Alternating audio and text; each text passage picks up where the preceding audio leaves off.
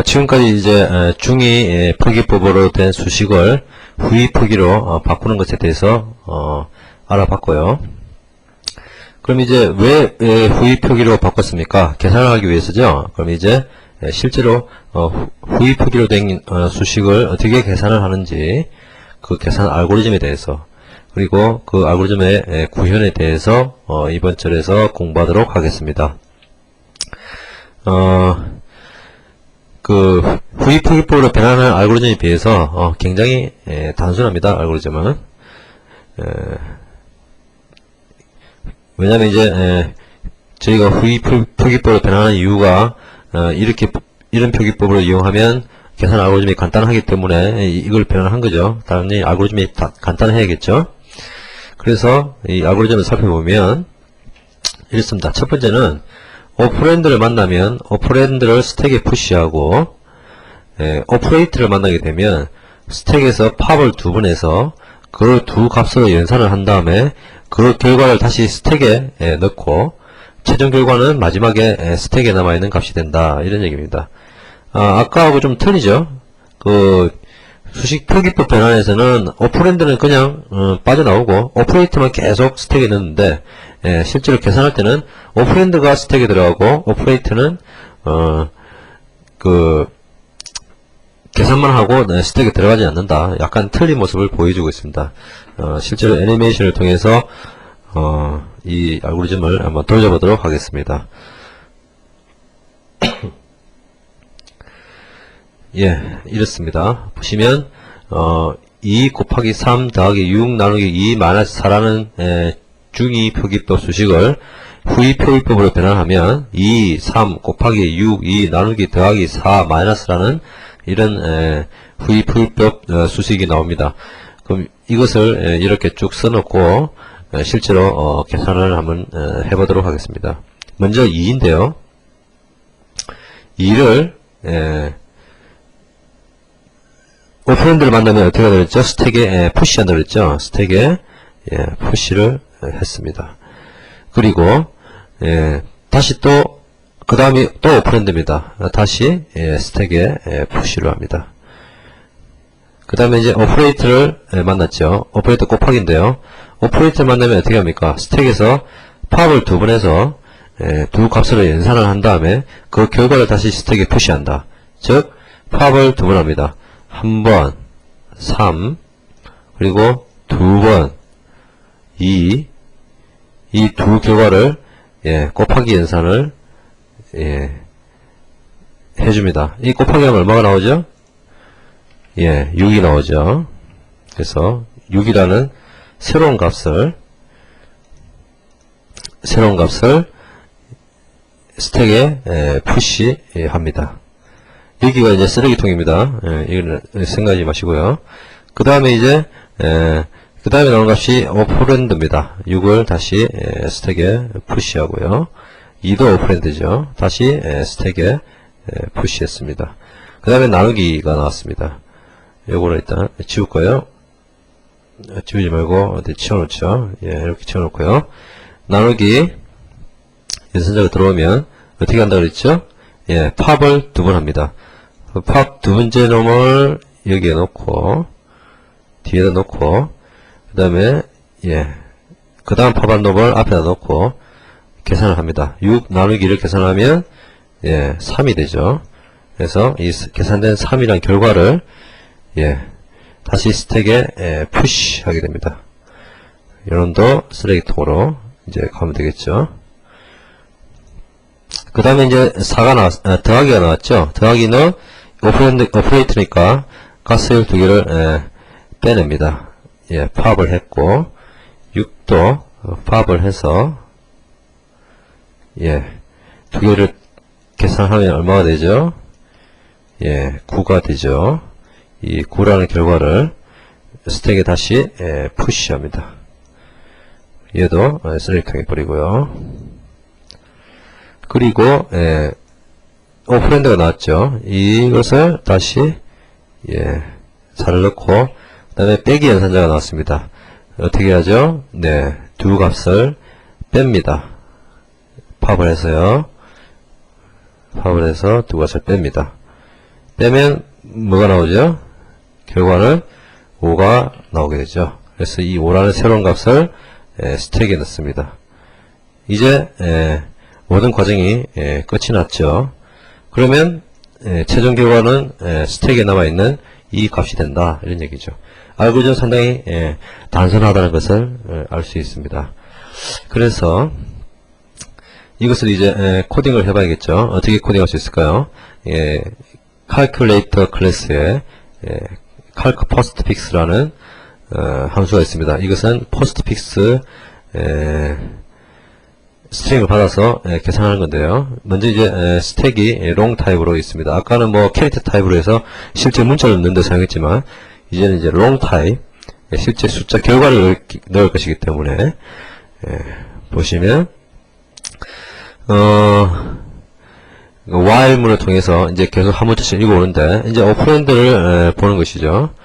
오퍼랜드를 보는 것인데 지금 0부터 9 사이이면 오퍼랜드인데 2를 두면서 값을 계산을 합니다. 이 부분이요. 사실은 그 호어러즈 룰이라고 하는 이런 그 ASCII 코드를 숫자로 바꾸는 방법인데요. 지금 현재는 뭐 아까 예는 뭐 2나 3, 뭐 4 이런 한 자리 숫자만 했습니다만은 예를 들어서 365라는 숫자가 오퍼레이트로 있다, 오퍼랜드로 있다, 요런 게 있다. 그럼 요거를 문자로 된 365죠. 365라는 문자로 되어 있는 건데 요걸 숫자 365를 바꾸려면 어떻게 해야 되는가, 요걸 보시면 알게 되겠죠. 처음에 3이 들어오겠죠. 3이 들어오면 이 사이에 있기 때문에 들어와서 n은 0으로 만들어 놓고요. 처음에 이제 n은 0이니까 이거는 의미 없고 n 다 곱하기 10은 c-0 즉 제로라는 것은 첫 번째 3이라는 ASCII 코드가 나오죠. 그래서 0이라는 ASCII 코드를 빼면 실제로 3이라는 숫자가 나옵니다. 그래서 n은 지금 현재 이건 값은 0이니까 n은 지금 현재 3이 되죠. 3이 됩니다. 그리고 i를 증가시켜서 그 다음 문자를 읽어드리죠. i 그 다음 문자 6인데 6도 요 사이에 있기 때문에 그 다음 또 돕니다. 그러면 n은 다시 10을 곱하게 되죠. 10을 곱하면 뭐가 되죠? 30이 되죠. 그리고 c-0 즉 6 ASCII 코드에서 0 ASCII 코드 빼면 6이 됩니다. 이것을 두 개 더하니까 30 더하기 6을 하니까 뭐가 되죠? 36이 되죠. 이 36이 되고 그 다음 문자로 이제 진행을 하게 되죠. 그 다음 문자는 5가 됩니다. 5가 돌아서 다시 들어오게 되면 36, n이 지금 36이니까 36에다 10을 곱하면 360이 되죠. 360에다가 5 ASCII 코드에서 0 ASCII 코드 빼면 5가 되죠. 이걸 더하면 뭐가 되죠? 365라는 숫자가 만들어집니다. 이런 식으로 해서 문자를 숫자를 바꿀 수 있다는 것이죠. 이게 그 A2I가 구현되는 방식입니다. A2I라고 그 문자열로 된 숫자를 실제 숫자를 바꾸는 함수 있죠. 이 함수 안에 코드를 보면 이런 식으로 되어 있습니다. 어쨌든 이렇게 n이 결과가 만들어지면 이 결과를 어떻게 합니까? 오퍼랜드는 그냥 어떻게 하죠? 스택에 푸시를 하는 것이 오퍼랜드의 할 일입니다. 그리고 더하기 연산자가 나오면 어떻게 하죠? 팝을 두 번을 해서 더하기를 하게 되죠. 그래서 이 결과, 이 더한 결과, 팝 두 번 한 결과를 두 개 더해서 이 결과 자체를 다시 푸시 넣어버리죠. 한 문장으로 끝내버렸습니다.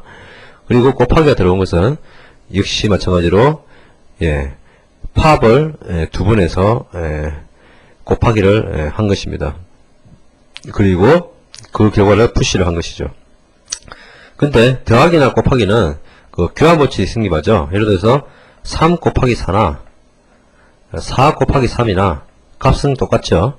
근데 보시면 알겠지만 그 2하고 3하고 더하기가 있는데 이것을 스택에 넣으면 2, 3 이렇게 들어가 있죠. 그래서 더하기 연산자를 만났을 때 팝을 먼저 하게 되면 여기서 이걸 볼까요? 팝을 먼저 하게 되면 3이 되죠.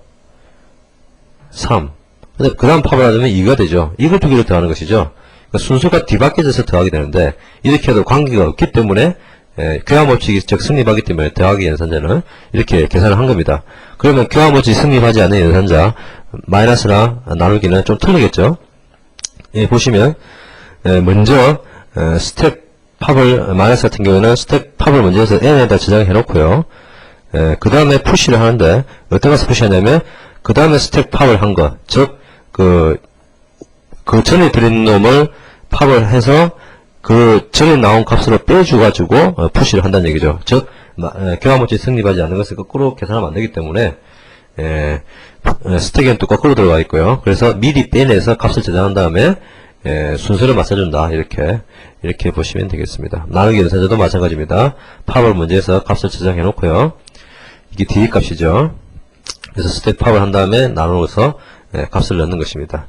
이렇게 해서 이런 과정을 쭉 돌게 되면 끝에 결국 결과가 스택에 남아 있는데 이 스택에 있는 값을 팝해서 리턴하면 계산된 결과가 나온다는 것이죠. 그럼 실제로 구현된 코드를 한번 볼까요?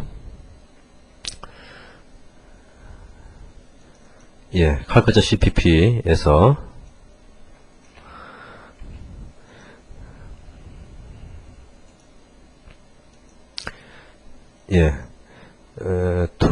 calc postfix가 조금 전에 봤던 함수입니다. 이렇게 구현이 되어 있죠. 그리고 calc postfix가 이건데 실제로 이제 테스트 쪽에 보면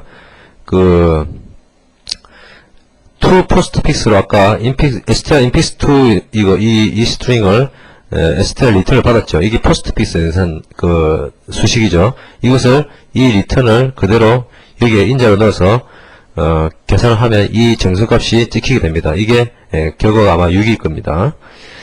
그리고 calc infix라는 함수가 있는데 이것은 바로 infix 노테이션으로 된 수식을 받아서 바로 그냥 계산하는 건데 이것은 먼저 to postfix 2를 부른 다음에 그 결과를 calc postfix에 넣는 그런 함수가 됩니다. 보면 calc infix라는 걸 보면 딱 분류가 되어 있죠. infix 연산자가 들어오면 infix 수식이 들어오면 postfix로 변경한 다음에 이것을 calc postfix 인자를 줘서 리턴하는 것이죠. 결국 이런 식으로 해서 수식을 계산할 수 있다는 것이죠. 그래서 계산한 결과를 보면 이렇게 되죠. 6이라는 결과가 나오게 됨을 볼 수 있습니다. 이상과 같이 해서 스택을 이용해서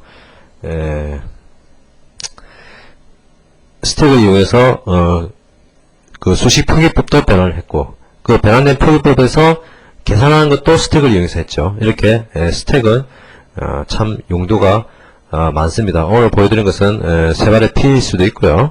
빙산의 일각일 수도 있습니다. 앞으로 스택의 사용은 무궁무진하게 나오게 될 것입니다.